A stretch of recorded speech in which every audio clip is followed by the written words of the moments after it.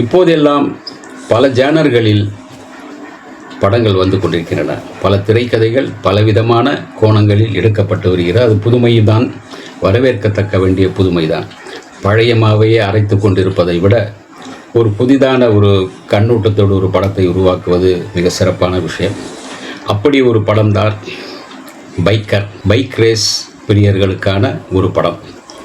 மிக அழுத்தமாக மிக அழகாக எடுத்திருக்கிற 3 மணி நேரம் இந்த படம். ஆனாலும் கூட யாரும் நெளியாமல் அந்த 3 மணி நேரமும் அப்படியே சீட்டு நுனியில் உட்கார்ந்து பார்க்கக்கூடிய அளவுக்கு இந்த படத்தை மிக விறுவிறுப்பாக, அதே சமயத்தில் காட்சிபூர்வமாக, அதே சமயத்தில் ஒரு சென்டிமெண்ட், காதல் சென்டிமெண்ட், அப்பா சென்டிமெண்ட், அப்புறம் குழந்தை சென்டிமெண்ட் என்று, தாத்தா பேரண்ட் சென்டிமெண்ட் என்று சென்டிமெண்ட்டும் கலந்து இந்த படம் கொடுத்திருப்பதால் தெலுங்கிலும் தமிழிலும் இந்த படம் சக்கைப்போடு போடுகிறது. அது ரேஸ் பிரியர்களுக்கு மிக கொண்டாடக்கூடிய படமாக இருக்கிறது. அதாவது இந்த கதை 2003 தொடங்குகிறது. கதையின் நாயகன் ஷர்வந்த், அவருடைய மனைவி மாளவிகா நாயர், மகன் கிஷன், இவர்களோடு சேர்ந்து இவர் ஒரு அமைதியான வாழ்க்கையை வாழ்ந்துக்கிட்டு வர்றார். ஒரு நாள் பள்ளிக்கூடத்தில் கிஷனுடைய அப்பாவை பற்றி மகனிடம் அவருடைய நண்பர் தவறாக பேசுகிறார். அதனால் அடித்து விடுகிறார். இந்த சம்பவத்தில் இருந்து வர்ஷன், ஷர்வானந்த் தனது கடந்த காலத்தை மறைத்து வைத்து வாழ்கிறார் என்பது வெளியே தெரிய ஆரம்பிக்கிறது. கடந்த காலங்களில் அவர் யார், ஏன் இதெல்லாம் மறைத்தார் என்பதற்கான ஒரு அழகான காரணத்தை இன்ட்ரோல் வரை சொல்லியிருக்கிறார்கள். இன்ட்ரோலுக்கு பிறகு அது மாறுகிறது. ஷர்வானந்தின் தந்தை ING நிறுவன மோசடி குற்றச்சாட்டில் ராஜசேகர் அவமானப்படுத்தப்படுகிறார். தனது தந்தையின் இந்த நிலைக்கு காரணம் தான் என்பதை அவர் உணர்கிறார். மீண்டும் மோட்டோ கார்ட் ரேஸில் கலந்து களத்தில் இறங்கி தன்னுடைய தந்தையை அவமானத்தை காப்பாற்றுகிறாரா, தான் யார் என்பதை நிரூபிக்கிறாரா, தந்தைக்கு அந்த ஏற்பட்ட அவமானத்திற்கு தான் ஒரு காரணம், அந்த அவமானத்தை தன்னாலே துடைத்து விடுகிறாரா என்பதுதான் இந்த மீதி கதை. தந்தை மகன் அவ்வளவு இணக்கமாக, அம்மா இல்லை, தந்தை மகன் சின்ன வயதிலிருந்தே பைக் ரேஸில் மிக ஆர்வம் கொள்கிறார். ஷர்வானந்த் அவர் டாக்டர் ராஜசேகருடைய மகன். டாக்டர் ராஜசேகராக வருகிறார். அவர் ஒரு மிகப்பெரிய பைக் ரேசராக இருந்து அவர் மிக பல விருதுகள் பெற்றவர். இப்படிப்பட்ட இவருக்கு தன்னுடைய மகனை உலகளவில் ஒரு பெரிய பைக் ரேசராக காட்ட வேண்டும் என்று ஆசைப்படுகிறார். அதற்கான ஒரு வாய்ப்பு வருகிறது. ஒரு மிகப்பெரிய கான்வாயை, ஒரு மேட்டை எப்படி தாண்டி போகிறார், மிகப்பெரிய கான்வாய் ஒரு பள்ளத்திலிருந்து தாண்டி போகிறார். அதை படம் எடுத்து அவருடைய காதலியை ஒரு அட்டைப்படத்தில் போட, அதை பார்த்து ஒரு பெரிய நிறுவனம் அவரை ஸ்பான்சர் பண்ண வருகிறார்கள். இப்படி ஸ்பான்சர் பண்ண வரும்போது தந்தையும் ஏற்றுக்கொள்கிறார். அதற்கான எதையும் பார்க்காமலே கையெழுத்து போட்டு விடுகிறார்.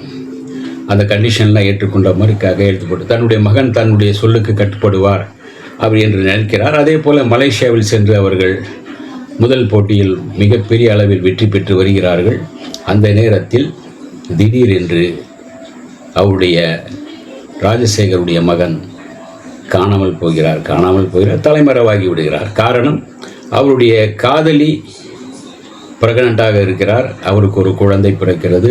அந்த குழந்தை அவர் என்ன சொல்கிறார், இனிமேல் நீங்கள் எனக்கு முக்கியம், என் குழந்தைக்கு நீங்கள் முக்கியம், அதனால் இந்த உயிரை பணைய வைத்து இந்த பைக் ரேஸ் எல்லாம் நீங்கள் போகக்கூடாது என்று சொல்லி அவரை எப்படியாவது கன்வின்ஸ் பண்ணி தன்னுடைய ஊருக்கு அழைத்து போகிறார். அங்கு அவர் இருக்கிறார்.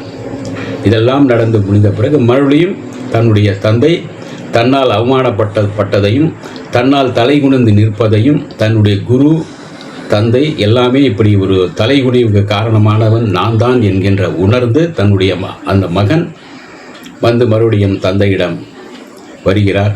உண்மையில எனக்கு நம்பிக்கை இல்லை, அவனை நான் பயிற்சியும் தரமாட்டேன், அவன் எங்கேயாவது இருந்துட்டு போங்க அப்படின்னு சொல்கிறார். மீண்டும் பைக் ரேஸ் ஆரம்பமாகிறது. அதில் அவர் வெற்றி பெற்றாரா, தன்னுடைய மகனுக்கு கிரீடத்தை வழங்கினாராம். அந்த மகன் தன்னுடைய தந்தையை உச்சத்தில் கொண்டு போய் உட்கார வைத்தாரா என்பதுதான் மீதி கதை. இதில் ஒரு அம்மா சென்டிமெண்ட் ஒரு பக்கம் இருந்தாலும் கூட அந்த தாத்தாவுக்கும் பேசாத அப்பாவிடம் மகனிடம் பேசாமல் இருக்கின்ற அந்த ராஜசேகரிடம் மகனின் சர்வானந்தாவின் மகன் கிஷன் வந்து தாத்தாவிடம் பேசுவதும் தாத்தாவோடு ஒரு இணக்கமாக தாத்தாவையே கலாட்டா பண்ணுவதும் மிக அழகான சுவாரஸ்யமான விஷயங்கள். ஏன்னா தாத்தாவும் பேரன் தான் எப்போவுமே வந்து ஒரு மிகப்பெரிய பாண்டிங் இருக்கும். ரெண்டு பேருக்கும் மிகப்பெரிய கெமிஸ்ட்ரி இருக்கும். ரெண்டு பேரும் ஒருத்தர் கிண்டல் அடிப்பாங்க. தாத்தாவே மிகப்பெரிய இவராக இருந்தாலும் கூட தாத்தாவே பேரன் கிண்டல் அடிப்பார். பேரன் தன்னை கிண்டல் அடிப்பதை தாத்தா ஏற்றுக்கொள்வார், ரசிப்பார். அப்படி இந்த தாத்தாவும் அவனை ஏற்றுக்கொண்டு ரசிக்கிறார். எப்படி மறுபடியும் அவர்கள் வென்றார்களா, அந்த குடும்பம் ஒன்று சேர்ந்ததா என்பது மிக அழகாக இதில் ஒரு மிகப்பெரிய ஒரு ரேஸ், அருமையான ரேஸ். அதாவது நீங்கள் சீட் நுனியில் உட்கார்ந்து பார்க்கிற அளவுக்கு இன்டர்வலுக்கு முன்பு இன்டர்வலுக்கு பிறகும் அவ்வளவு பரபரப்பில் நம்மை ஆழ்த்தி விடுகிறது. 3 மணி நேரம் போவதே தெரியாமல், அதே சமயத்தில் இந்த ஃபேமிலி சென்டிமெண்ட்டும் வந்து நம்மை ஒரு அழகான ஒரு குடும்பம், அந்த அழகான குடும்பத்துக்குள்ள ஒரு பைக் ரேசர், அவருடைய குடும்பம், அவருடைய தந்தையின் மானம், தந்தையின் மரியாதை, இதெல்லாமே கலந்து மிக அழகாக இந்த படத்தை கொடுத்திருக்கின்றார் இயக்குனர் அபிலாஷ் ரெட்டி. இசை வந்து நம்ம ஜிப்ரான், படத்திற்கு மிகப்பெரிய பலம். அதே போல் ஒளிப்பதிவு யுவராஜ்.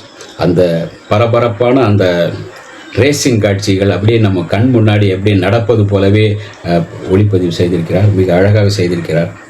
டாக்டர்